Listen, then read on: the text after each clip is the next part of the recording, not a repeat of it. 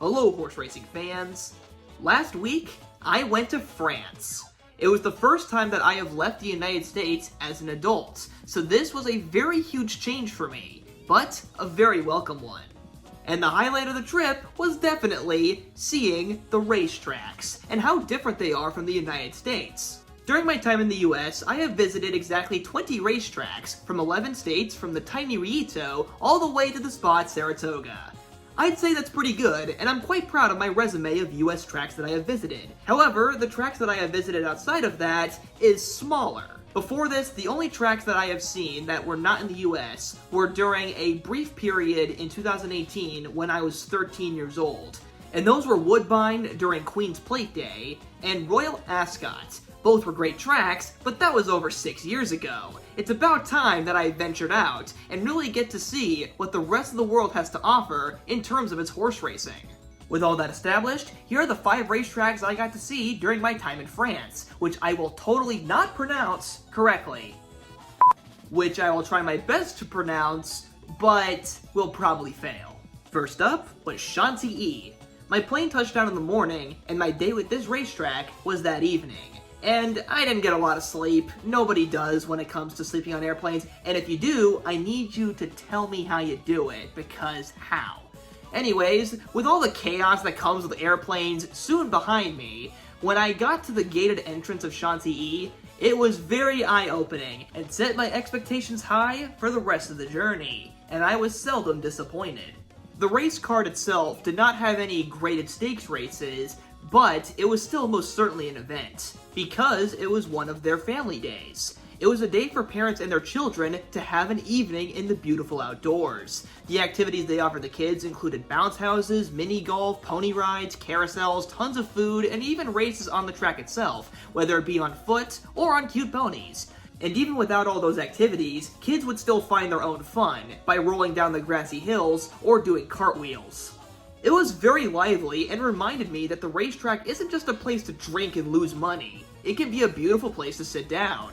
Out of any track I've seen, Chantilly probably has the most going on around it, as I had to make a second visit just to see its large chateau full of historical artwork and its great garden inhabited by swans. And it also has a state-of-the-art training facility, although unfortunately, even with 2 visits, I wasn't able to make time and see it, but hopefully someday I will. So with all of this going on, how's the horse racing itself? Well, the fields were at the smallest 8 and could get as big as 16. The turf track is both large but also flat enough that you can get a decent look at the horses throughout the race. Few tracks have a chateau in the background as the horses run.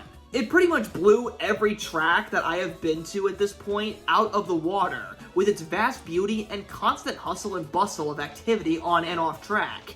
If you go to France, you have to see Chantilly, whether it's racing or not. It's a great outdoor place for all ages.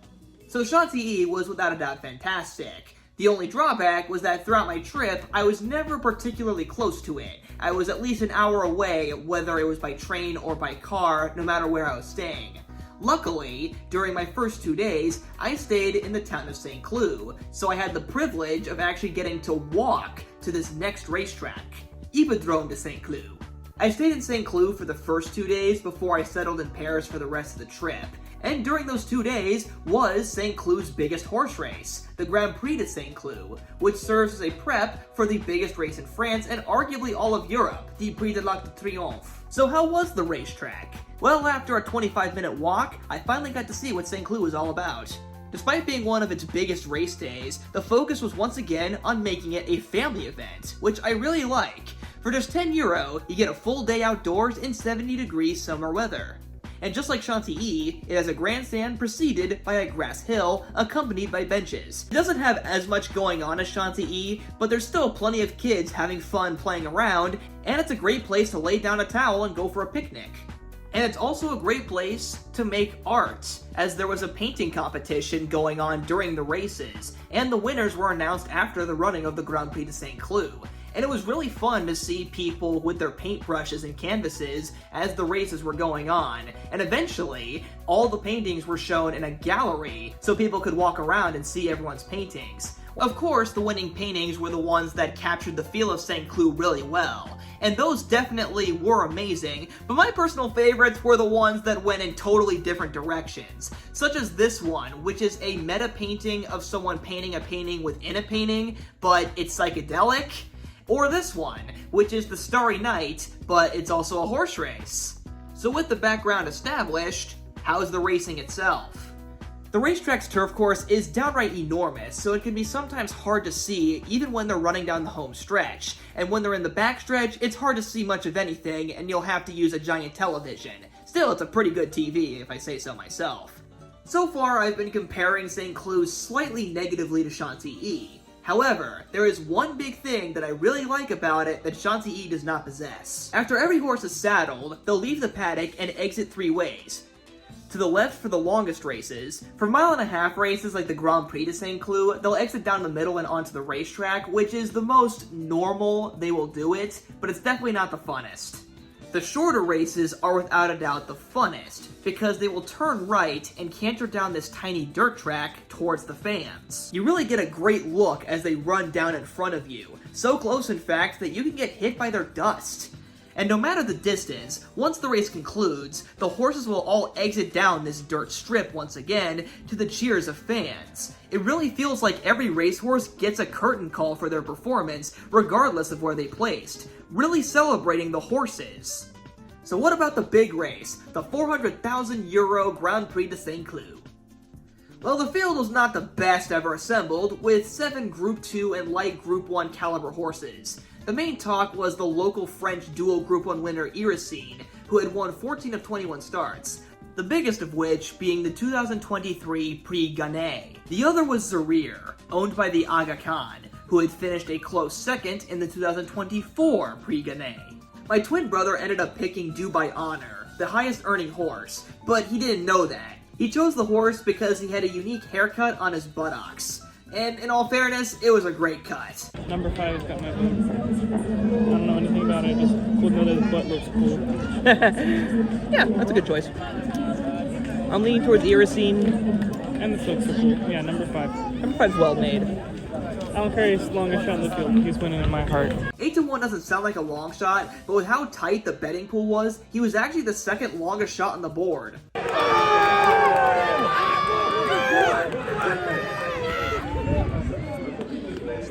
Hey dude, your horse won. All because you thought that horse had a funny tattoo on his, well not a tattoo, a haircut on his butt. While he didn't bet any money, the fact that he was able to pick a winner based off of such a funny hunch was enough for him. That was another great track. The next track was definitely the most low-key of the ones I visited, and it would also be the only racetrack I would be going to that wasn't going to be running any thoroughbreds that day. But I thought it was very important to see how harness racing was conducted outside of the United States, because down here, we only really do it one way, 1 mile around an oval. Sure, there are slight variations to that oval, but 1 mile is basically it, and the fields max out usually at about 10 horses. So how does Europe do it? Well, in my opinion, they do it a lot better. While yes, France has some downright jaw-dropping thoroughbred racetracks, and the rest of this video is going to be me glamoring over just some of them, the majority of the 230 tracks that do occupy France are actually harness and not thoroughbred. And in the future, if I ever do return, I do want to see Vincennes, which is their biggest harness track. But unfortunately, they were not racing while I was there, so instead, I went to Enghien. And honestly, it was still a pretty good track, and I got my money's worth. Almost literally. Enghien was a pretty fun adventure to get to. After you reach the Gare du Nord station, it only takes 5 stops on the H line to Pontoise to eventually reach the train stop for the racetrack. Once you exit that train station, the first thing you're greeted with is a racetrack completely free of charge. After a little walk, you will find the grandstand, but compared to the actual harness track, it's pretty far away. Although this is made to make it so it's closer to the steeplechase races that they do also run on different days, which is something you could never imagine down here. But it did make it kind of hard to see the harness racing. So you will have to cut through the grass and walk up to the fence if you want a good close look at these horses. But if you want somewhere to sit, there's also some spare seats and benches lying around.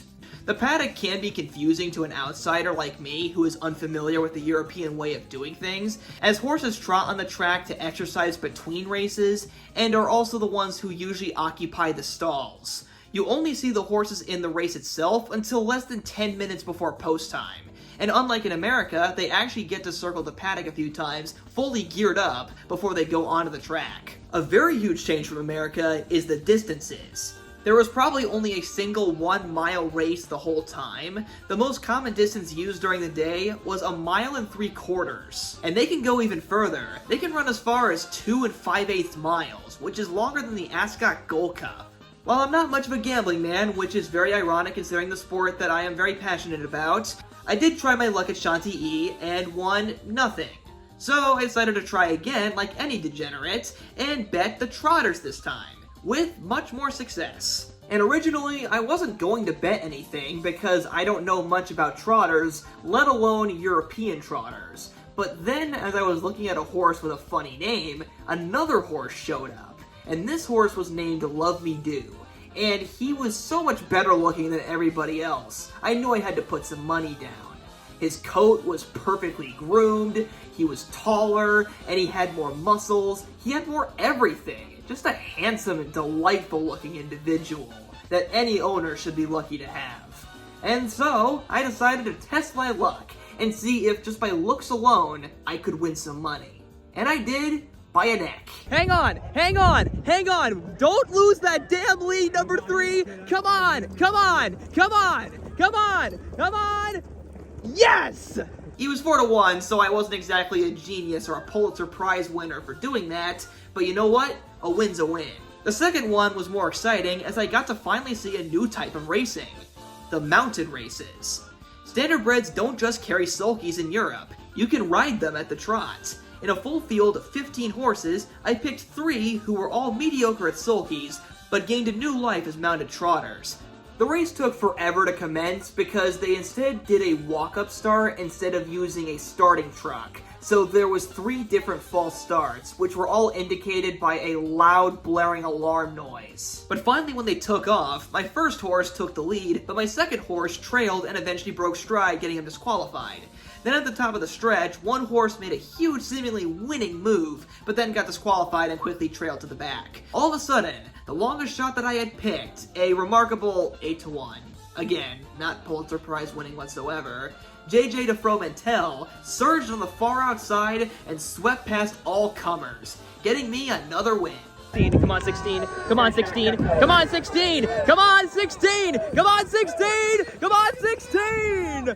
Yeah! Woo! So while I didn't win much in either of my bets, I won just enough to cover the price of the train ticket to get there, which is pretty good for a day of betting at the racetrack. I left feeling quite proud of myself. But this next track is the complete opposite of low-key. It's the most famous racetrack in France, Longchamp, the host of the Prix de l'Arc de Triomphe. Like with St. Cloud, this one required some walking, but also featured train rides. After I got off the train, it was a 25-minute walk to get to the actual track itself, the highlight of which being this bridge that you have to cross, which has the Eiffel Tower as its backdrop. Pretty awesome stuff. Then after that, you walk through this forest, which is loved by bikers, and boom, you're there at Longchamp. The day of racing would feature 9 races, but no stakes races. And if you think that would dampen the atmosphere, you'd be dead wrong. This was one of their evening days of racing, so races would go from about 4 to 9 p.m.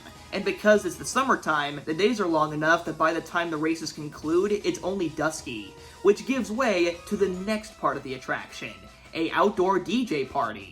So young French people get a full outdoor day of partying at the racetrack. Now if you think that means that people were only showing up for the DJ party after the races, I think you'd only be half right. Yes, the crowds did definitely get bigger and bigger until quite literally the last race, something that I've yet to see anywhere else. But the screams those people made as horses charged down the stretch and they had a chance at a winning ticket, you'd swear it was a Grade 1 race. People definitely love the horse racing at Longchamp.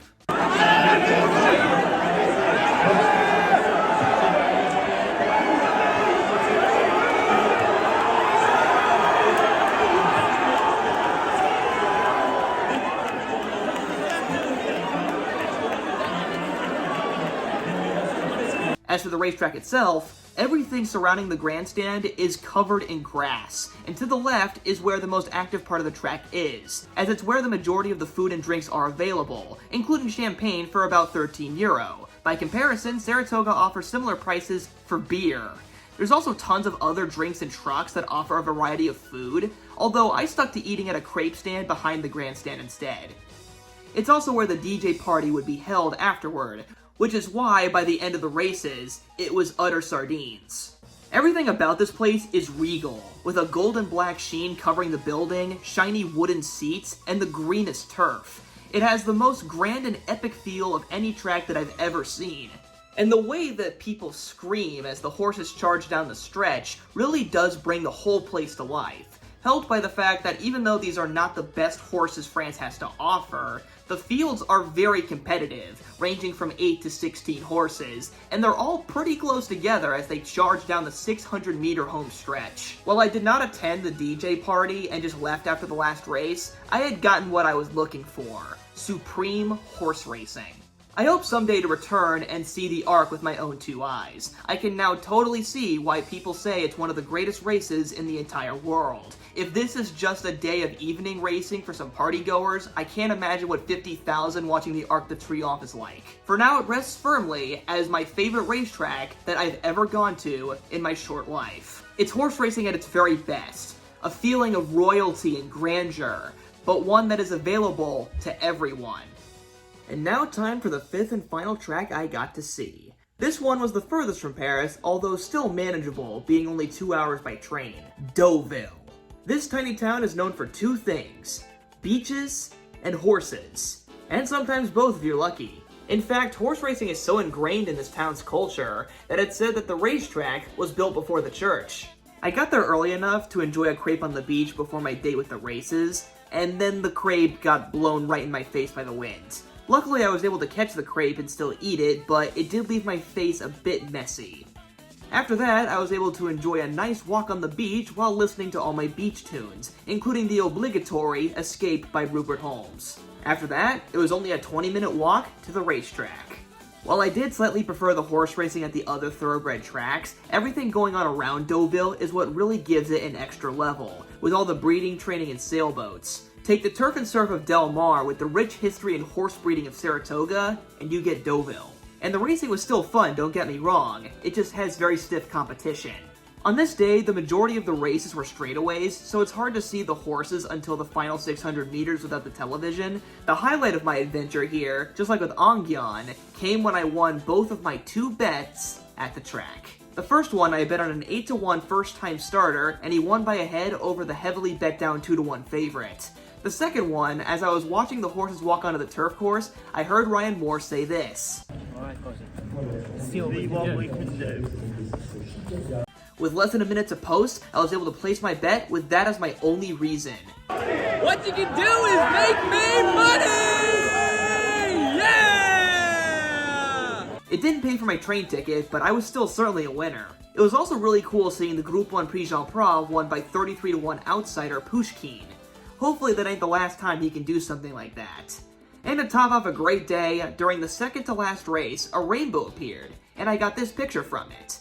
So my day was quite literally sunshine and rainbows, but no lollipops, which makes me feel like quite a bit of a dum-dum. Anyways, that concludes the 5 racetracks I got to see during my time in France. I hope you guys enjoyed this more personal horse racing story type video, and if you want, I can do more videos about my other horse racing excursions in the future.